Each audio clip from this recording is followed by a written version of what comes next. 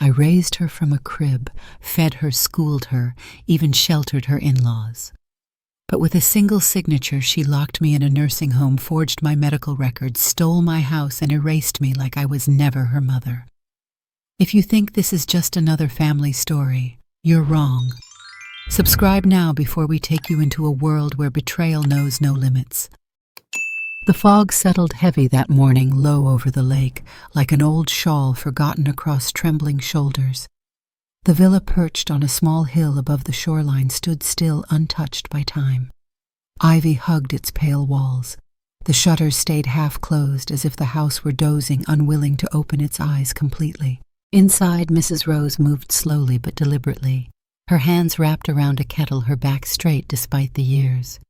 She was 72 now, but her bones still remembered how to carry silence with dignity.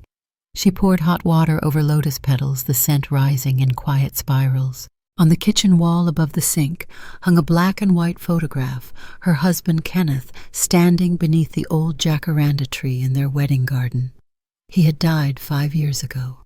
Sudden, no warning, no goodbye, a clean cut through the life they'd built together. She hadn't touched his study since. The knock on the door came like a whisper trying to interrupt. 3 soft raps, familiar. She didn't ask who it was, she already knew. When she opened the door, Dr. Lily stepped in with the same polished confidence she always wore. Her perfume was crisp lemon and eucalyptus, and her outfit carefully curated: a cashmere coat, ankle-length pants, and hair pulled back into a gentle bun. "Hi, Mom, Lily," said her voice, warm eyes scanning the space like she was already making an assessment. Lily Rose replied simply, stepping aside. The younger woman made her way to the dining table, setting down a soft leather tote.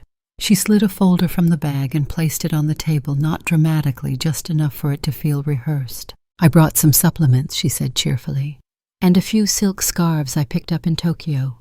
Thought you'd like the lilac one." "Thanks." Rose moved back to the kitchen.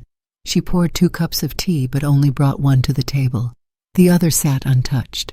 There was a pause, one that lingered longer than it should have. The clock ticked.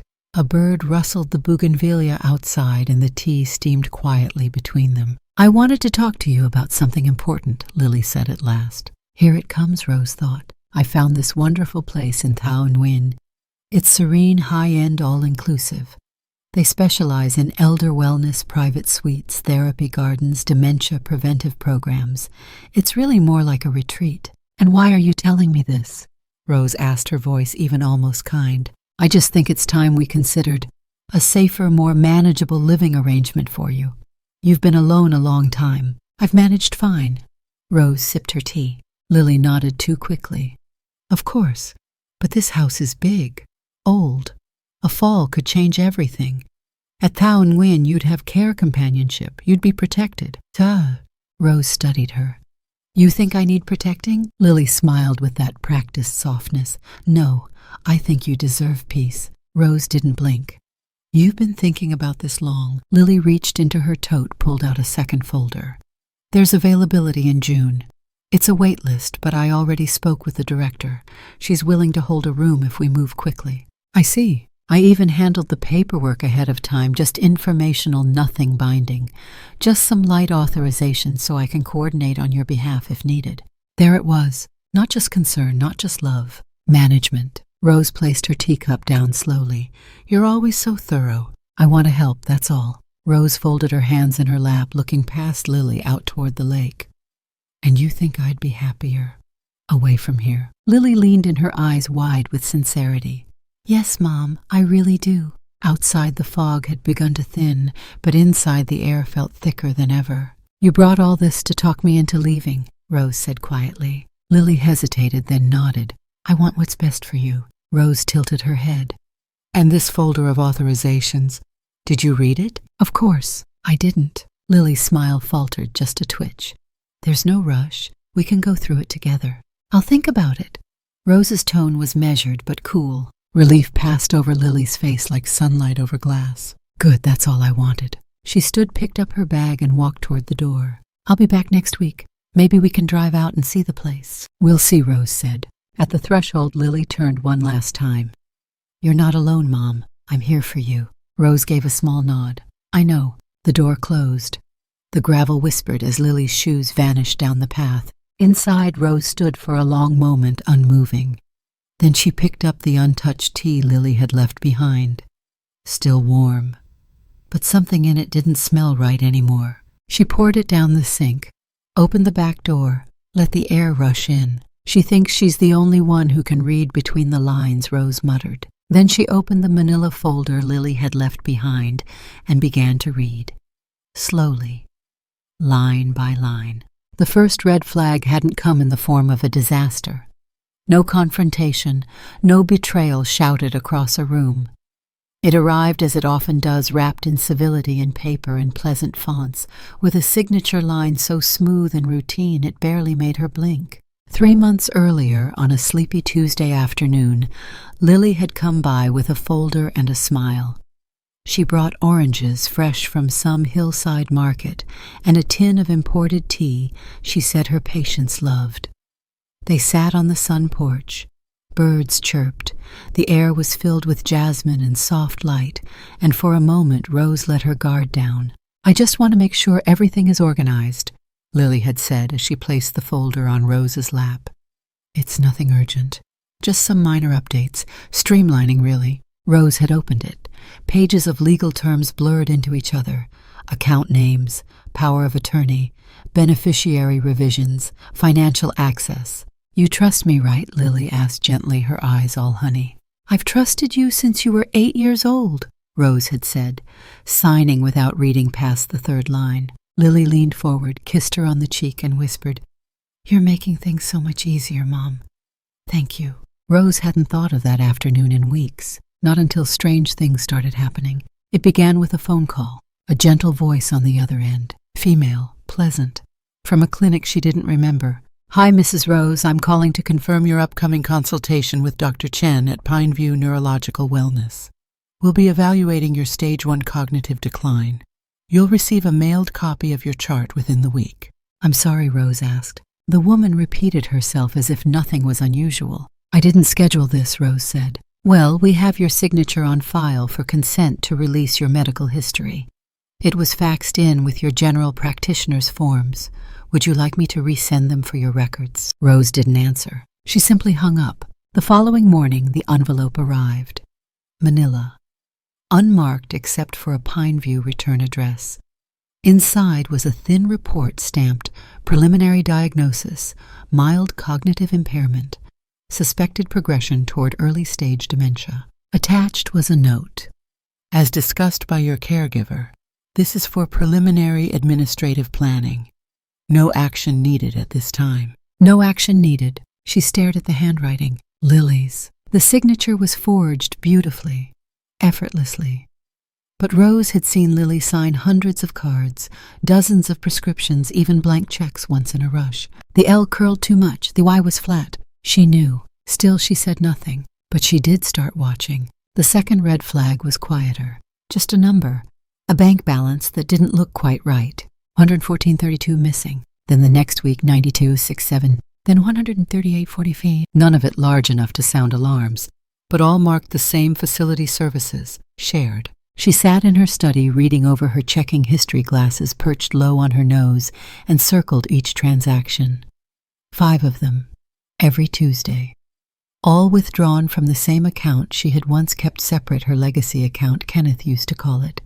Their savings for quiet living, and now it was leaking. She called the bank. A man named Andrew answered. Polite, professional. "Yes, ma'am, I see those charges. They're automated transactions linked to an auxiliary user on the account." "Auxiliary user?" "Yes, ma'am. A registered co-user, Dr. Lily Rose, linked to your durable financial access form, signed 3 months ago." He read off the signature date, the same day as the oranges and the imported tea. Rose hung up slowly. It was still early in the day, but the sky had darkened. A gray hush moved over the lake like a veil being drawn. Thunder rolled low and long. She locked the front door, drew the curtains, then walked through the house barefoot, floorboard by floorboard, until she reached the back study. The safe was built into the wall, hidden behind a framed landscape painting of Mont Ventoux, a place Kenneth had always wanted to visit but never did. She slid the frame aside. Dialed the numbers by muscle memory. 12, 22, 7. Click. Inside sat a leather-bound notebook, a thin velvet pouch, and the scent of cedar and old secrets. She reached for the notebook. Kenneth's journal. She hadn't opened it in years, not since the week after his death, when she tried to read it and couldn't bear the weight of his words. But tonight the rain began to fall. Not in sheets, not in violence, just steady like a pulse tapping against the windows, reminding her that time never stops. She opened the book. Page after page of neat handwriting. Kenneth had always been meticulous. Numbers aligned like soldiers, symbols and codes. He called it his quiet hobby, said he liked puzzles, said it made him feel in control. At first the pages were mundane retirement plans, reminders, quotes from books he'd read. Then she found it. A list, dated 4 months before his death, titled Contingency Log, Property and Estate. Her heart skipped. There were entries cryptic but clear if you knew him. Legacy log, 2 users only. Alternate air confirmed status of L. Backup clause coded in separate doc. Then jade file buried under chestnut floorboard. Rose must know. She stared at the last line, her mouth slightly open. What jade file? What floorboard? She flipped ahead. Kenneth had drawn a diagram, rudimentary but unmistakable. It showed the guest bedroom on the 2nd floor with a red X marked under the dresser, a code scribbled next to it, JF 129 Pas KR, her initials. Tears threatened, but she swallowed them back. Kenneth had left something meant for her, and maybe something Lily never knew existed. The lights flickered. The wind howled, now louder. The kind of wind that tries to speak through the cracks in the house, whispering names and warnings. She placed the journal back into the safe, closed it, and turned the lock. Then barefoot she climbed the stairs. Her legs ached with every step, but her spine was straighter than it had been in years. In the guest room she slid the dresser aside. Dusted floorboards groaned beneath her hands. And there it was, one panel looser than the rest. Her fingers pried it up. Underneath a wrapped plastic sleeve. Inside it a jade-colored flash drive, thin, smooth, marked only with a single sticker, K+R. She stood trembling, but not from age, not from fear, from clarity. Lily wasn't organizing things, she was orchestrating something, and Kenneth had known. She walked back down to the study, flash drive in hand, and sat at the desk. The old laptop took minutes to boot up. She plugged in the drive. A folder appeared. Jade file KR's private witness statement. One file. A video. She double-clicked it, and Kenneth's face filled the screen. The rain slowed, the world stopped, and Rose listened. The rain had slowed to a hush, replaced by the occasional drip from overburdened leaves. Mrs. Rose stood at the window of her kitchen, staring down at the small paper-wrapped parcel in her hands. Inside were 3 pieces of almond sponge cake, her own recipe. A touch of ginger folded into the batter still warm from the oven. She hadn't brought food to anyone in years, but this wasn't charity. This was reconnaissance. Outside, just 2 houses down, the old gardener's cottage had been repainted with bright blue shutters. The yard was a tangle of weeds, but the 2nd-floor window flickered constantly, green code bleeding across black screens, even past midnight. That was where Logan lived. 15 years old, tall for his age, lean and always in oversized hoodies, orphaned at 10. His mother had died in a bus crash. His father 6 months later of something no one named out loud. Since then, Logan had lived with his great-aunt, who mostly slept through the afternoons and sipped brandy through the mornings. But Logan was sharp, restless, misunderstood, and more importantly, good with machines. Rose had seen it the day the neighborhood Wi-Fi went down, and within 20 minutes, Logan had walked 3 driveways, tapped into the utility junction, and reconnected half the block with a borrowed screwdriver and some chewing gum. She knocked gently on his door, raincoat still draped over her arm. He opened it after 2 long seconds, blinking behind thick smudged glasses. Mrs. Rose, I brought cake," she said. "Oh, thanks. I'm not here to check on your aunt," she added. "I know she's not home." He stepped aside, unsure whether this was a trap. "You want to come in?" "No, I want to sit on your back porch, away from any smart speakers." That got his attention. He turned his head slowly, then nodded. "Yeah, okay." The back porch was a rusted, uneven slab of tile half covered in moss and old soda cans. She sat anyway, placing the cake down on a crate. Logan grabbed a folding chair and plopped down beside her. They sat in silence for a minute. "Logan," she said. "Yeah, I need to ask you something. It may sound strange. I like strange. Do you know how to trace login history?" He tilted his head, like for a phone. "No, for an online bank account." His eyebrows lifted, but he didn't speak. "I have reason to believe someone is accessing my finances. Quietly, behind my back. Like fraud." She didn't answer. "I mean, I could show you how to check browser logins or IP traces, sure, but wait, do you know your credentials?" "I do." He scratched the side of his head. "You know there's a customer support line, right?" Rose turned to look at him, her eyes steady as slate. "I didn't come here for customer service. I came to ask if you can do what others wouldn't." He stared at her for a long moment. "Who's doing it?" he asked finally. "Family." He didn't flinch. "Why me?" "Because you don't owe anyone anything," she said simply. There was something in her voice, not pity, not desperation, just clean, dry certainty. Logan sat back, folding his arms. "I could show you the basics. You'd be surprised what's hidden in plain sight." "I'm not easily surprised anymore." Another silence, a softer one. He reached into his hoodie, pulled out a small tablet from the inner pocket, and swiped across the screen like a pianist warming up his hands. "Okay, let's walk through it." They sat for the next hour as the sun disappeared behind the ridgeline. Logan asked questions gently about account types, whether she had clicked on suspicious emails, what apps were connected to her financial dashboards. She answered every one with dry precision. He opened a sandbox environment, an offline replica of a login shell, and showed her how tracking worked. "See this? That's a fingerprint. Every browser leaves one. This one here accessed your account from a device running macOS Ventura, probably a MacBook." "I don't use Apple," she said. "Exactly. And look at this IP's geolocation points to Sapporo, Japan." "Yep, you ever been there?" "No." He paused.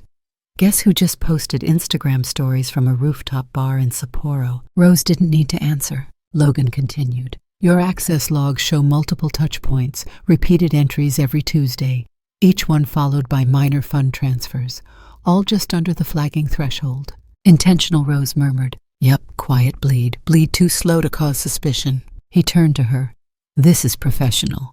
Like insider-level manipulation. They knew what limits not to cross. Whoever's doing this. But let's be honest, it's not random. Someone who knew what you wouldn't notice." Rose nodded once. "And if I wanted to, mirror this." Logan blinked. "Mirror what?" "Everything they've done, record it, back it up, make it impossible to erase." He cracked his knuckles. "Oh, that I can do." He paused. "But Mrs. Rose, you're not trying to press charges or anything, right?" Her mouth pressed into a thin line. "Not yet." "Then what?" "I'm documenting betrayal." He didn't ask further. But as he tapped into the shell environment, opening directories and scripts, he did say, "You're scary when you talk like that." "Good. You know this makes me an accessory. I know it makes you an ally." He looked at her again. Something shifted in his eyes. A twitch of respect, maybe, or curiosity. "Why not go to the cops?" Rose lifted her gaze to the trees beyond the fence. "Because what she's doing isn't loud. It's legal-looking, authorized, sanitized. She's trying to erase me politely. My daughter." He didn't laugh. He didn't joke. He just whispered, "Damn. Language. Sorry." He sat up straighter, cracked a grin despite himself. "You've got backbone, Mrs. Rose. You'll need one too if you keep helping me." The porch light flickered above them. The rain had stopped.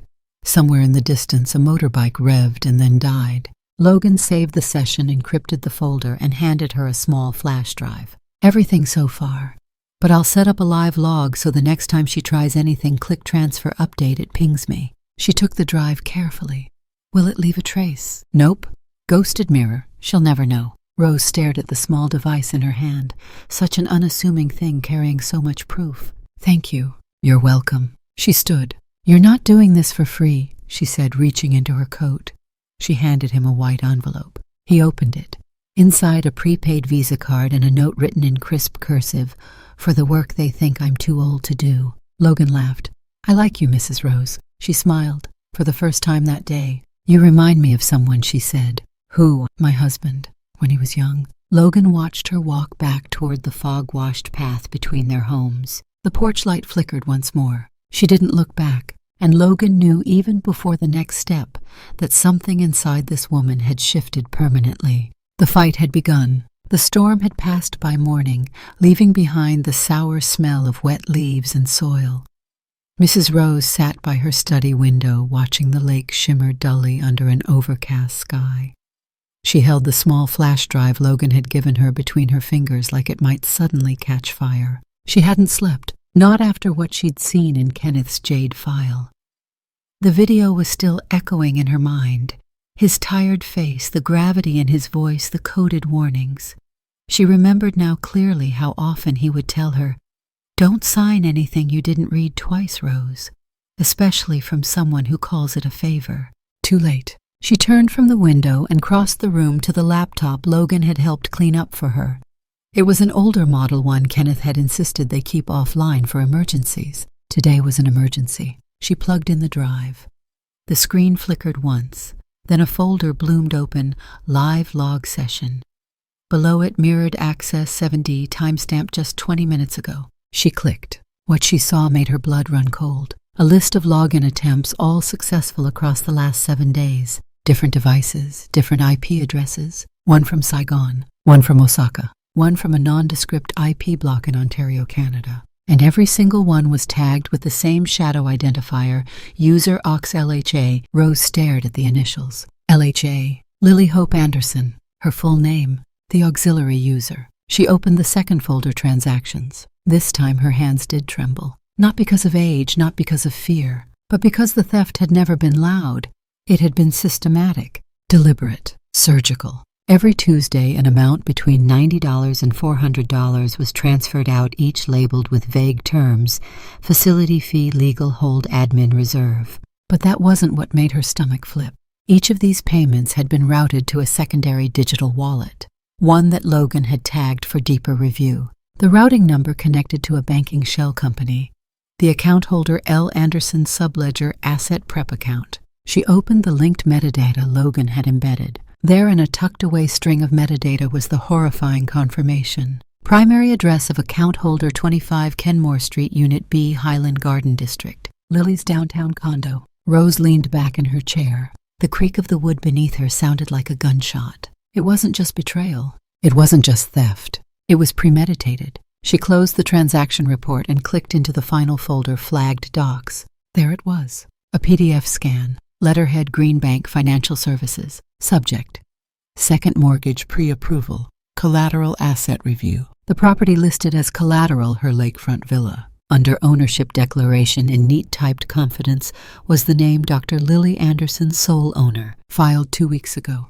Rose froze. Her hand went to her chest, instinctively reaching for the locket she no longer wore. She scrolled to the second page. Attached was a copy of the deed, the one she had signed 3 months ago under the pretense of simplified title transfer for estate clarity. It had never been about clarity. It had been about control. Lily had taken the house. Not planned to. Already done it. The document was stamped, filed, processed, finalized. There was even an appointment scheduled with the bank's property assessor. Next week, Lily was preparing to leverage the house for a second mortgage, and she hadn't said a word. The breath drained out of Rose's lungs like air from a punctured tire. She stood up, slowly, stiffly. The walls of the study felt too narrow now. Her skin prickled. She walked to the mirror that hung in the hallway just outside the old cedar wardrobe.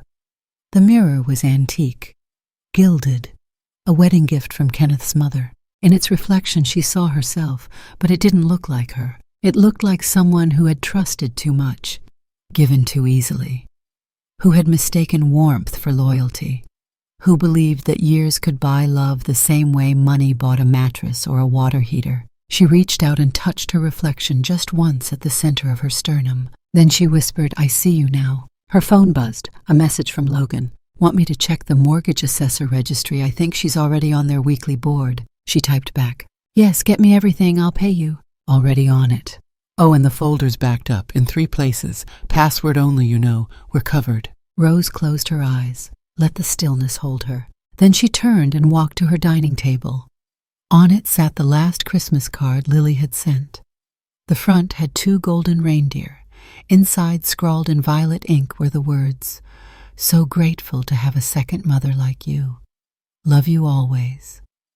Lily. Rose tore it in half, then into quarters, then into eighths. She opened the fireplace grate and dropped the pieces inside, struck a match, let them burn without ceremony. Back at her desk, she reopened the folder, clicked on the recording Logan had set up during the last login. It was a screen recording of Lily navigating her banking dashboard remotely. No hesitation, no fumbling. She knew exactly where to go. At one point, she even hummed a cheerful little melody, something forgettable.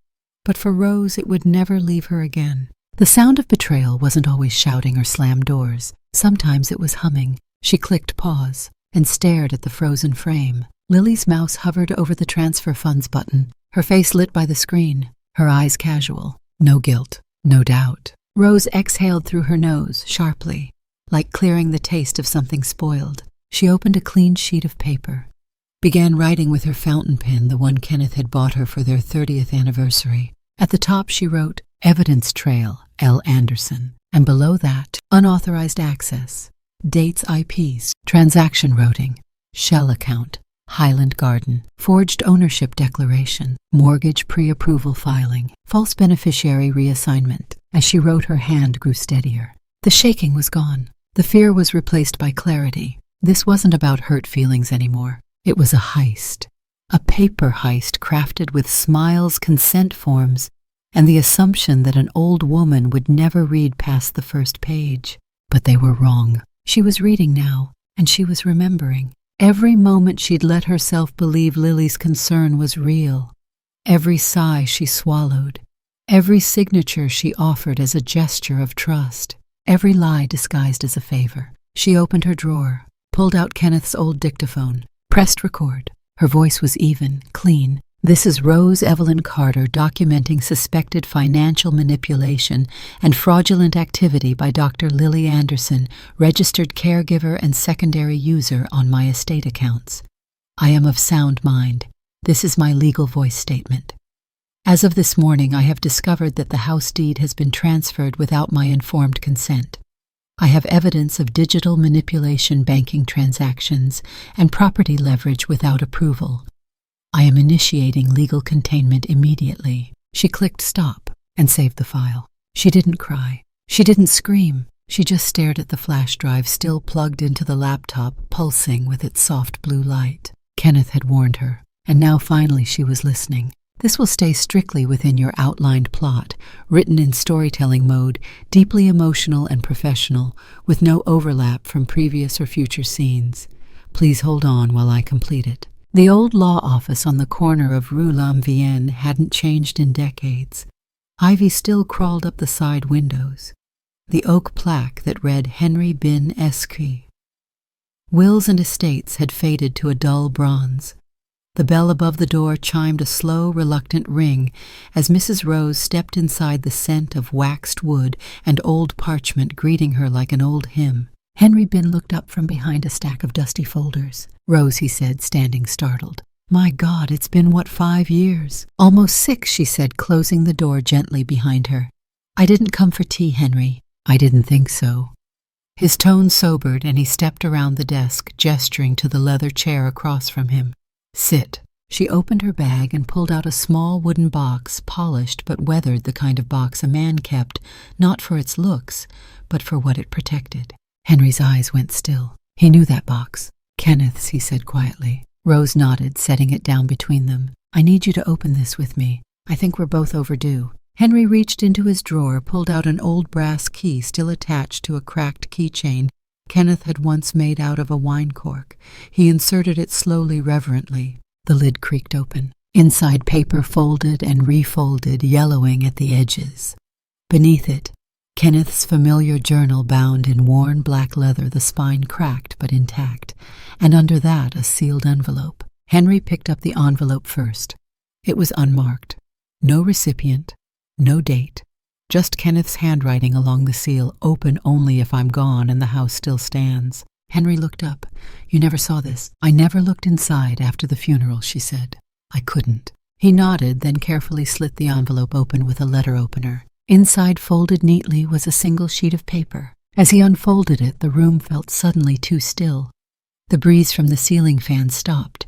The sounds outside dimmed to a hush. Henry read aloud. This document serves as a formal testament of intent. In the event of my death, should my wife, Rose Evelyn Carter, still occupy the residence known as 4 Chow Long Villa, and should the property remain unencumbered by foreclosure, I hereby bequeath full ownership of said property to my biological son, known legally as Kai Tung, date of birth, October 7th, 2009. He is currently in the custody of his paternal aunt, Lien Tran. Henry paused. Rose sat motionless. Her throat felt thick, like it was swelling around a scream she hadn't yet decided to release. Tung, she asked softly, as in Logan. Henry's brows drew together. I can't be sure. The birth date lines up. The aunt, Lien Tran. That's the woman he lives with, isn't it? Rose nodded slowly. God. She closed her eyes. Henry continued reading. I have kept this private for reasons I never had the courage to explain. I ask that Rose honor this if only as a final act of grace. She has loved me more than I've deserved. If she chooses not to act on this, I forgive her. But I hope someday she sees the boy for who he is, my legacy, and maybe hers too. The room went quiet again. This time it wasn't grief that filled it. It was a silent earthquake. Henry placed the letter down carefully like it might shatter. You didn't know. Rose shook her head. I knew Kenneth had chapters of his life before me, but I never asked, I never thought. Her voice trailed off. She didn't cry, not yet. Instead, she picked up the journal and flipped through the pages with sudden urgency. There near the back was a sketch of the house annotated in Kenneth's handwriting. Title delay. File in vault backed by notary 12/04/18. She turned the page. Secondary clause if Logan. Yes, Logan is not of age, Rose, to act as custodian until his 21st birthday. Transfer to be finalized no later than 2027. Rose let out a sound halfway between a laugh and a gasp. He planned for all of this, she whispered. Henry leaned back. Kenneth always did have a strange gift for seeing storms before the clouds arrived. And Lily? She asked. She doesn't know any of this. Henry shook his head. This wasn't filed through the courts. It's a private codicil, legally enforceable if brought forth with the proper supporting documents. But as far as public record is concerned, you're still listed as the most recent owner until you transferred the deed to Lily. Rose closed the journal and exhaled slowly. Then we need to reverse that transfer, immediately. Henry rubbed his temple. That may take some work, Rose. The courts will need proof that you weren't fully informed, that you were manipulated. She filed for a second mortgage last week. His eyes widened. You're sure? She's already designated the villa as collateral. She forged my medical status, claimed I was unfit to manage finances. There's a full diagnosis file from Pineview. I never authorized it. Henry's jaw clenched. That's felony-level fraud. Yes, and you have proof. Rose reached into her bag and handed him Logan's drive. Encrypted. But everything's there. Transaction logs, access timestamps, IP trails, even a screen recording of her navigating my banking dashboard. Henry took it. You always did know when to play quiet, Rose. She stood. But I'm done being quiet. He stood with her. I'll draw up a motion to revoke the deed transfer. We'll submit Kenneth's codicil with your affidavit. I'll need Logan to provide identity confirmation. I'll talk to him. Rose. She looked at him. You're going to shake a tree full of vipers. She didn't blink. Then I'll wear boots. Henry let out a breath, half laugh, half awe. You Carter women never did go down easy. No, she said, we rise slow, but we burn steady. She picked up the journal, the letter, the box, each now heavier with truth than any courtroom file could ever weigh. At the door, she turned back. Henry, yes. If I had known Logan was Kenneth's. She paused. Do you think it would have changed anything? Henry met her eyes. I think you already know the answer. She stepped out into the warm air. The street smelled like wet bark and old roses. The sky was still overcast, but no longer heavy. And for the first time in years, she walked with purpose, back toward the house that was never hers to give away, but was hers to protect. She sat alone in the dining room dusk, gathering around her like a second skin. The windows had turned into dark mirrors. Her own reflection stared back older, harder, somehow unfamiliar. On the table before her lay Kenneth's journal, the letter to Henry, the sealed envelope she should have read years ago. The pages didn't move, but they vibrated in her chest, pressing at the corners of something she'd carefully folded away for decades. She couldn't stop thinking of Logan's face, and the name that no longer sounded like a coincidence. Hous, Kenneth's son, his son, not hers. And that was the sharpest thorn in the bundle. She thought of all the times Logan had knocked on her fence, asking if he could trim her hedge for pocket change. The way he stood quietly during her grocery deliveries, slipping past with headphones on, hoodie, pulled low, not out of rudeness, but out of practiced smallness. And all this time, he had her husband's mouth, his gait, that thoughtful hesitation before he spoke. Kenneth had hidden it from her, but worse, she had let him. The storm inside her came without wind, without warning. She stood, walked to the mirror in the hall, stared again.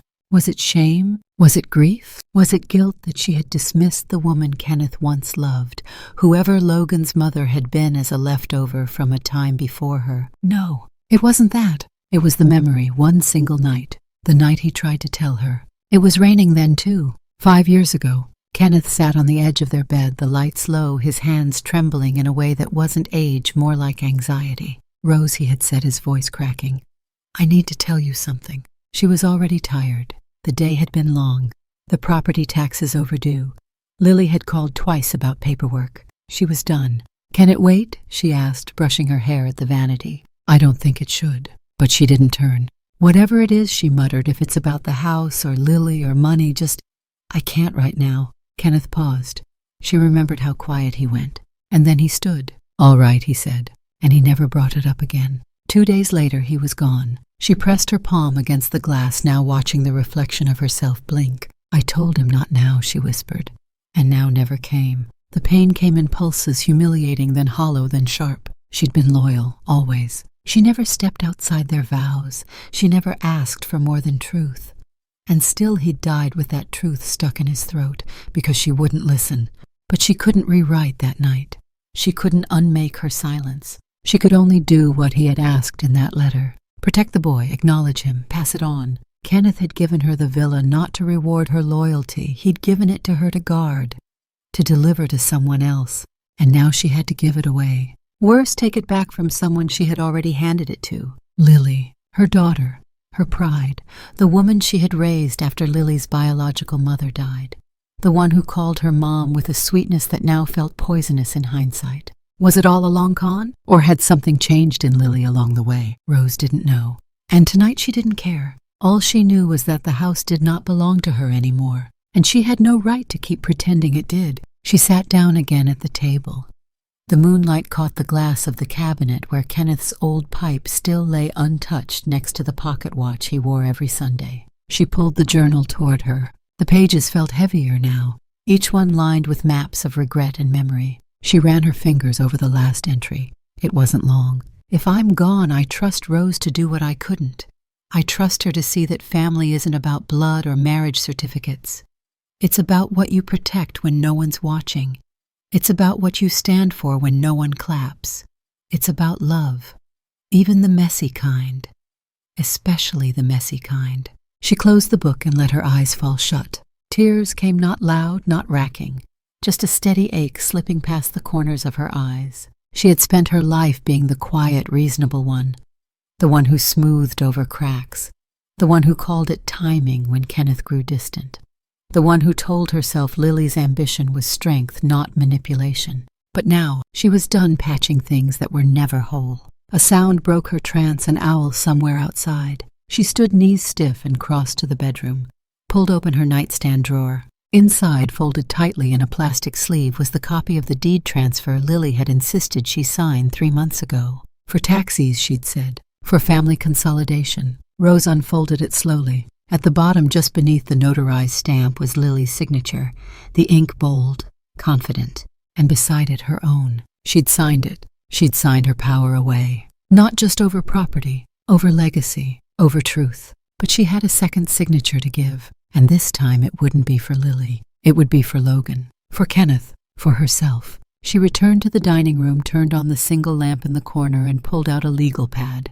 At the top, she wrote, "To be executed immediately, reversal motion draft." Below it she began listing: timeline of financial abuse, documentation of unauthorized medical records, evidence of coercion, witnesses, Henry bin Logan Tran, alternate heir documentation. Kenneth's codicil, request to transfer custodianship until Logan's 21st birthday. She wrote until her hand cramped. Then she picked up the pen again and signed the bottom. Just her name. Just once. No hesitation. The phone rang once. She didn't move to answer. Then silence. A second ring. She picked up. Mrs. Carter, a familiar voice asked. "It's Logan." She exhaled. "I was just thinking about you." "You were right," he said, breathless. "The bank confirmed it. Lily's got an appraisal scheduled, 2 days from now." "She's trying to move fast," Rose said. "But they didn't recognize your signature on the original transfer. The manager flagged it, said it looked like a scan." Rose closed her eyes. "God bless bureaucracy. Ben said he can get us in for emergency motion filing tomorrow morning." She nodded. "Good." There was a pause. Then Logan said quieter, "Is it true?" "What?" "That I'm his son." Her throat clenched. "Yes." Logan didn't say anything for a long time. "Then I didn't know." "I didn't either, not until yesterday." "Why didn't he tell you?" Rose stared out the window. "Because I didn't let him, and that truth hurt more than any of Lily's lies." "I'm sorry," Logan said. "No," she whispered. "I'm sorry." Another pause. Then Logan's voice just a thread. "I don't want the house." "It's not about wanting," she said.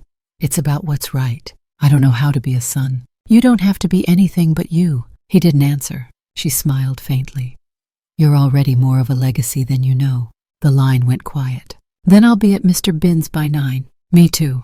She hung up, and for the first time in 5 years she slept. Not long, but deep, unhaunted, because she had chosen a side, her own. This segment will follow your outline, precisely delivering a quiet yet powerful turn, where Rose begins her legal counterattack with Bin, with Logan's identity confirmed, and with financial protection in motion. Please hold on while I generate the entire sequence. The courthouse on Phan Chu Trinh stood still in the early morning light, its pale facade dulled by years of rain and silence. A low wind whispered through the trees, but inside courtroom 4A the only sound was the whisper of papers sliding across polished wood. Henry Bin stood before the clerk's desk, face steady, suit pressed but modest.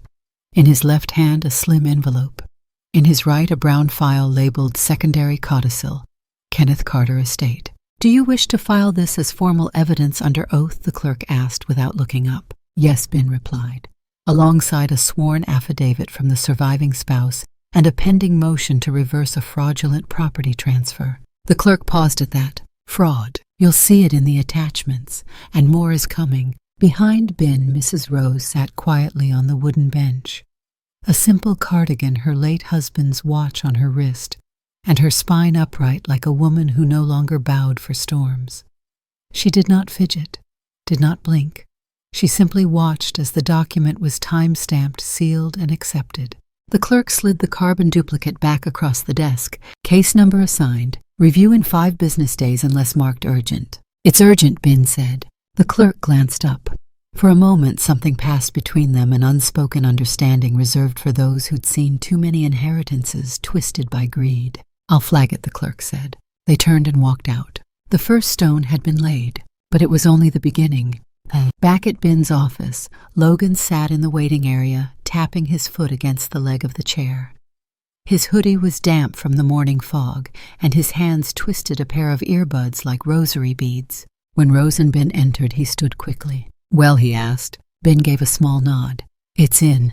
The codicil is now part of the formal estate file. The court can't ignore it." Logan exhaled a mixture of nerves and something close to disbelief. "I still don't get why he didn't tell me," he murmured. "I mean, he visited a few times when I was little. Bought me a telescope once. I thought he was a friend of my aunt's." "He was," Rose said softly. "He just didn't know how to be a father without breaking the world he'd already built." Logan looked at her. "You're not mad." "I was," she said. "Then I realized being mad wouldn't change what's already true." He nodded. "Are we sure the DNA's enough?" Bin stepped forward. "The results are admissible. I spoke to the lab personally. Paternal match at 99.987%. Combined with Kenneth's journal, the video statement, and Rose's sworn declaration, Logan, you are the legal heir by right of blood and by the decedent's written intent." "But Lily," Logan began. Won't know until it's too late, Ben said. And by then the locks will be changed. Rose smiled faintly at that. Speaking of which, she said, reaching into her purse, I'd like to move some money. Quietly. That afternoon, inside a discreet branch of a private bank near Pasteur Street, Rose sat across from a middle-aged advisor named Mai. The office was clean, sterile, framed with quiet professionalism. Rose laid out her instructions with exact precision. I want to liquidate 70% of my remaining securities. Move the funds into a newly created personal trust. The trust will bear my name alone, no co-signers, no secondary access. Mai nodded, typing quickly. And the destination? A new account under my legal name.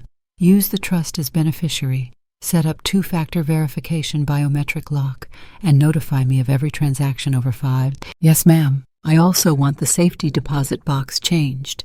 Move its contents to a secondary facility in Dalat different branch.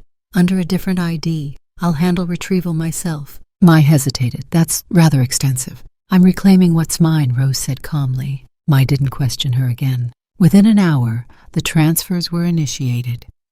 The assets once accessible by Lily through legal loopholes were now frozen, hidden behind walls no one knew existed. Rose signed the last form and stood. One more thing, she said. I want a new apartment. Modest. 1 bedroom.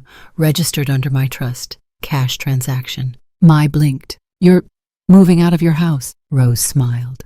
But it was a different smile now, one made of granite and foresight. I'm moving on before they lock me in. By nightfall, the funds had landed in the trust. The apartment, a small but sunlit unit on the 3rd floor of a quiet building, was hers. She hadn't even seen it in person yet. But the photos were enough. Neutral walls, a view of the hills, no ghosts. She returned home to the villa as the sun was setting, casting long shadows over the lake.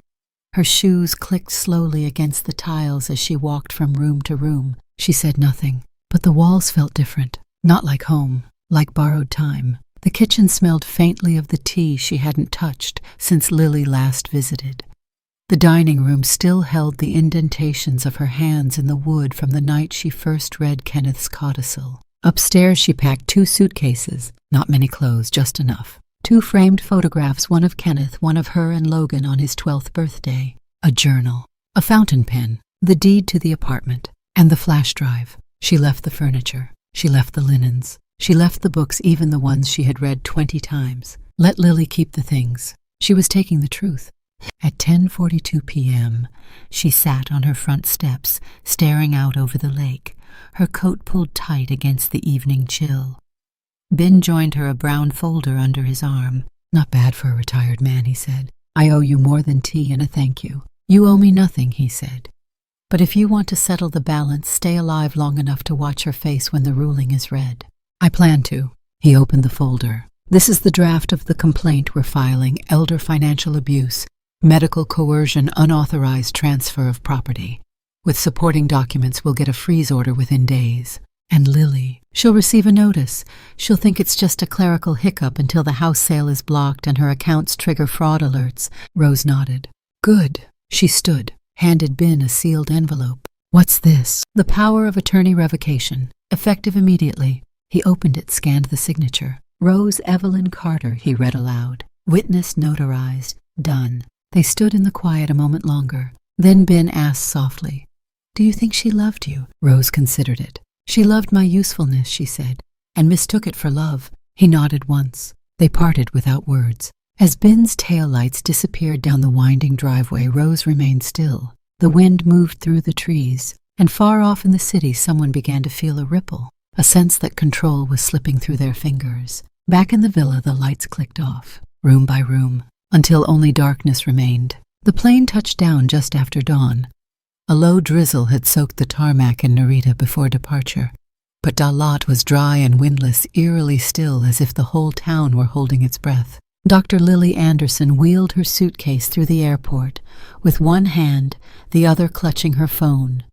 12 missed calls, 3 flagged voicemails, 2 texts from her assistant, and 1 from Greenbank. Please contact us immediately regarding the collateral review for your refinancing file. There are discrepancies in the property deed. Lily frowned, tapped to redial, but the call failed again. That was the third time this morning. She tried the landline at the villa next. It rang and rang, then disconnected. Her jaw tightened. By the time the cab rolled to a stop in front of the lakefront property, her suitcase was forgotten. She stood in the middle of the gravel driveway staring. The gates were locked, the shutters drawn, the side entrance secured with a fresh industrial padlock. Something was off. She marched up the front steps, pulled out her spare key, and tried the door. Deadbolt. Replaced. She tried the secondary entrance through the garden, also locked. The breath left her lungs in one furious gust. She pulled out her phone and called Rose directly. It rang twice before the old woman picked up. Mom Lily snapped, skipping the niceties. Why the hell is the house locked? There was a pause. A deliberate, weighted pause. Then Rose spoke. Her voice was low, even. Because I don't live there anymore. What? And neither do you. What the hell are you talking about? All things, Rose said softly, are returning to where they belong. The line went dead. Lily stood on the steps, phone still pressed to her ear, the hum of silence cutting deeper than any insult could have. Returning to where they belong. What did that mean? She raced down the stairs, unlocked her car, and sped off toward the courthouse. Courtroom 2B was already half filled when she arrived, her heels clicking sharply on the marble floor. She hadn't changed out of her travel clothes. Her hair clung to her temples from sweat. Her voice was tight as she approached the clerk's bench. "I'm Dr. Lily Anderson," she said. "I was told there's a motion being read this morning regarding the Carter estate." The clerk looked up. Something shifted in her gaze, almost like sympathy. Or was it warning? "Please take a seat," she said. "The hearing's just begun." Lily slid into the last open bench behind the petitioner's table. At the front, Henry Binns stood in a clean navy suit. Rose sat beside him, dressed in pale gray hands, folded in her lap, the picture of poise. Across the aisle, Logan sat quietly next to a juvenile advocate wearing a pressed collared shirt. His fingers fidgeted in his lap, but his eyes were steady. Lily's jaw clenched at the sight of him. Why was he here? What the hell was going on? The judge, a stern woman in her 60s, looked over her glasses and addressed the room. "As of this morning, the court acknowledges the submission of a private codicil previously undisclosed, verified through signature authentication and digital evidence. A matching DNA test confirms the identity of the heir named therein." She cleared her throat. "Per the codicil authored by the deceased, Mr. Kenneth Carter, the property located at 4 Chow Long Villa is bequeathed in full to Kai Tung Carter, legal name Logan Tran, recognized son of the decedent." Lily's stomach dropped. "This supersedes any previous deed transfer filed without informed consent from the primary owner, Rose Evelyn Carter. The transfer of property to Dr. Lily Anderson is hereby nullified pending further review under fraud investigation." It was like a film reel had snapped in her brain. "No," she breathed. No, this is a mistake." She stood suddenly. "Your Honor, this is ridiculous. That boy has no legal relationship to Kenneth Carter. And Rose, Mom, she assigned the deed to me personally. It was filed. You can check the bank. We're in escrow for refinancing." Judge Min raised a single hand, cutting through the air like a knife. "Dr. Anderson," she said, voice cool. "You may speak only through legal counsel. Are you represented today?" Lily faltered. "No, I didn't know there was a hearing." The judge glanced toward Bin. "Counselor, have notices been sent? We delivered both physical and digital notice through all registered contact channels." Bin said smoothly. "We have time-stamped confirmations of receipt." "You," Lily turned toward Rose, rage rising. "You set me up." Rose turned to face her. Her eyes were not hard. They were not triumphant. They were calm. And that somehow was worse. "I warned you," Rose said. "You were too busy making plans to hear me. You tricked me. I uncovered what you hid." Lily's voice cracked. "You signed that deed over. You can't just erase that. It's done. It's legal." "You made it legal with a lie," Rose replied. "But legality isn't the same as truth." Judge Min tapped her gavel once. "This court will reconvene next Friday to finalize the deed reversal. Pending no further objection, full ownership will transfer to Mr. Logan Tran under custodial supervision by Ms. Rose Carter until his 21st birthday." Logan's head bowed slightly. His shoulders were tight. He didn't look up. Lily stepped back from the bench like she'd been slapped. "This isn't over," she hissed, not caring who heard. Rose turned toward her as the clerk collected the documents. "No," she said, "it's just beginning." Outside the courtroom, the sun had begun to pierce the clouds. The heat returned in gentle, smothering waves. Lily stood on the courthouse steps, trembling. Her phone buzzed in her hand. Another message from Greenbank. "Your account has been frozen due to pending fraud review. Please contact legal liaison for further instructions." She deleted the message. Another buzz. A call from her financial planner. She let it ring. She felt the tremble of collapse begin not at the edge of her body, but from within. It wasn't just a house. It was years of planning, of maneuvering. Gone. She turned just as Rose emerged through the glass doors, Logan at her side, a half step behind. Lily stormed toward them. "You think this makes you right," she spat. "You think this fixes everything." Rose looked at her, not down, not past, but into her. "No," she said, "but it stops you from taking anything else. I'm your daughter. You stopped being that when you started forging my name. I gave you everything. I gave you care. You gave me isolation, manipulation, fear. You're being dramatic, and you're being exposed." Lily's mouth opened, but no words came. The building behind them seemed to sigh in the heat. Logan stepped forward finally. "I never asked for this," he said to Lily. "I never wanted anything from you."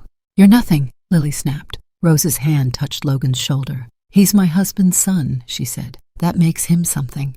And if you can't see it, that's not his fault. Or mine." Lily's face twisted. "This isn't justice. This is revenge." "No," Rose said. "This is what happens when the truth finally has a witness." Lily turned furious and descended the stairs, heels stabbing the stone with each step. She didn't look back. Not once. Rose stood still for a long time. Then turning to Logan, she whispered, "You ready to go home?" He nodded, and for the first time in his life he knew exactly where that was. The hallway outside courtroom 2B had become a cage of echoing footsteps and lowered voices. Judges, clerks, and attorneys moved quickly, pretending not to see what was happening in the center of it all, a woman unraveling in real time. Lily Anderson. Her hair clung to her cheek, her blazer askew. She stood in front of the courtroom doors, fists clenched, voice ragged with disbelief and fury. "You planned this!" she shouted, her voice bouncing off the stone walls. "You've been plotting this like some twisted revenge play." No one responded. Her audience, half horrified legal interns, half curious strangers, stared in silence. Lily turned and stormed toward Rose, who stood a few paces away beside Henry Bin, her lawyer. Logan lingered near the corridor's end, unsure if he should leave or stay. "You think this makes you better than me?" Lily snarled. "You think taking everything back erases what you owe me?" Rose didn't flinch. She waited for the screaming to end before reaching into her bag and pulling out a navy blue folder. The kind that didn't scream but whispered doom. She handed it calmly to Officer Land, the courthouse security supervisor. The woman flipped it open, frowning as her eyes scanned line after line. "What's this?" Lily barked. Land didn't answer. Instead, she handed it off to a second officer who emerged behind her.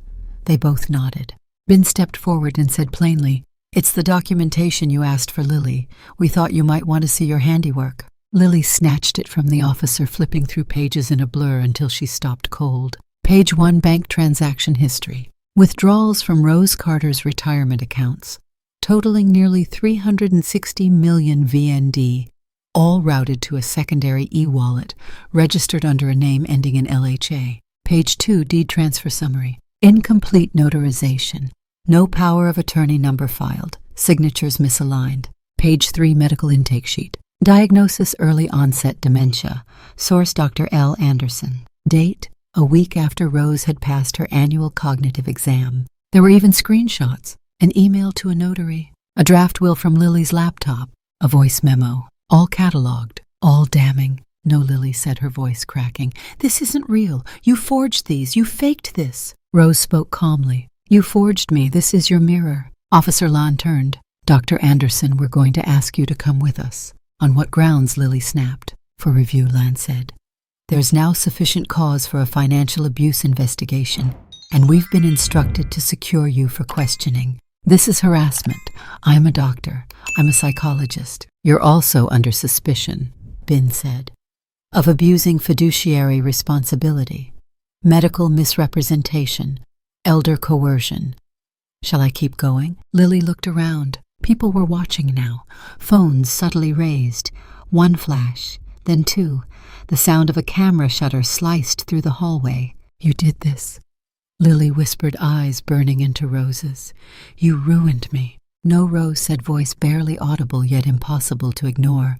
"You ruined yourself. I just stopped pretending I didn't notice. You'll regret this." "Not as much as I regretted raising you to believe kindness was weakness." There was nothing left to say. Officer Lon gently placed a hand on Lily's arm. She jerked it away but followed. No cuffs, not yet. But it felt like shackles all the same. As Lily was guided down the hall, a man in a cheap suit stepped forward from the crowd, pressing a badge to his chest. "Thangnian News," he said, speaking quickly. "Dr. Anderson care to comment on the allegations regarding property fraud and manipulation of medical documentation?" "Back off," Lily hissed, shoving past. Another reporter called out, "Dr. Anderson, is it true your license is under review?" More footsteps followed. More lights. A camera crew now jogged behind the group, whispering to one another. One caught a tight shot of Lily's face, the fury, the fear, the cracks forming. And right there the collapse began. Rose watched it all without blinking. Her hand trembled once. She closed it into a fist until the shaking stopped. Beside her, Ben exhaled slowly. "You okay?" he asked. "No," Rose said, "but I'm right." He nodded. "That's better anyway." Later that evening, the footage aired on every local Dalat news channel. The headline was swift and brutal. "Renowned psychologist under investigation for elder financial abuse and property fraud." Clips of Lily's outburst ran in slow motion, framed between solemn voiceovers and screenshots of court filings. A second chyron followed. "Exclusive disputed inheritance. Tied to hidden heir of real estate magnate, Kenneth Carter." It was the kind of media spiral that didn't end in a day or a week. Calls flooded Lily's private practice. Her clinic manager issued a no comment. Her university affiliation was quietly suspended. In 1 hour, her name was no longer a credential. It was a cautionary tale. But inside a modest apartment overlooking the hills of Dalat, Rose sat quietly, a cup of tea in hand, watching it all unfold on mute. The headlines, the footage, the anger all dulled by time and distance. Logan sat across from her, flipping through a binder of property documents. "They're saying I'm worth $8 billion, he said with a nervous laugh. "Me? You're worth more than that," she replied without smiling. He hesitated. "Do you think she'll go to jail?" Rose shrugged. "That's for the law to decide, not us. What about you?" "What now?" She looked out the window. The lake shimmered in the twilight. "I start over," she said, with the truth, with less noise. Logan nodded. "Thank you for—" "Don't even know what to say." "You don't have to say anything," Rose whispered. "Just live better than we did." He looked down. "I'll try." She smiled soft now. "That's enough." The courtroom was packed. 4 charges, 1 defendant. Dr. Lily Anderson stood rigid as the judge listed the counts: forgery of legal documents, financial exploitation of the elderly, property misappropriation, deliberate falsification of medical information. Her mouth was a thin line, her eyes no longer blazing, just vacant. Cameras flashed, reporters whispered. Her defense counsel barely raised a word. The evidence airtight. The medical board had already suspended her license pending permanent revocation. As the gavel struck, the sound ricocheted through her bones. Bail was denied. Lily was led away, not in a blaze of glory, but in the quiet stumble of someone who finally realized no title, no career, no illusion could shield her now. Across town, in a modest third-floor apartment overlooking a narrow street filled with bicycles and laughter, Rose sat beside a window filled with light. No grand estate, no servants, just her books, and a dream reborn. The apartment was small, 2 rooms and a kitchen, but to her it was enough. Everything inside had been chosen with intention: a reclaimed bookshelf, a second-hand kettle, and a long wooden table that now served as the beating heart of the neighborhood. She called it the window library. Each week, children from the block arrived with dusty backpacks and cracked notebooks.